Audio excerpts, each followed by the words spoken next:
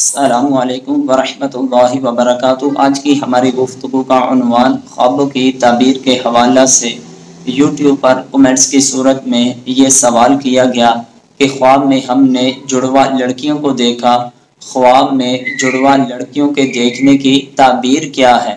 خواب میں جڑواں لڑکیوں کو دیکھنا یہ اس بات کی طرف اشارہ ہے، دلیل ہے کہ آنے والے وقت میں اللہ تبارک و تعالی جل جلالہ اس کو بہت زیادہ خوشیوں کی نعمت سے مالا مال فرمائے گا۔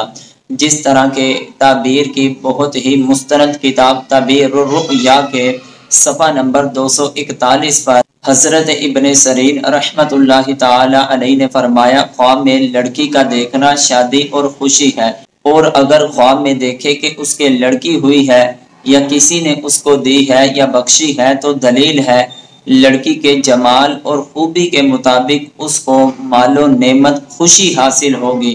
علامہ ابن سیرین رحمت اللہ تعالی علیہ نے بھی یہی فرمایا کہ اگر کوئی انسان خواب میں لڑکی کو دیکھے یا اس کو کسی نے لڑکی دی یا اس کے یہاں کوئی لڑکی پیدا ہوئی ہے، یہ اس کے لیے بہت ہی خوشی کی علامت ہے۔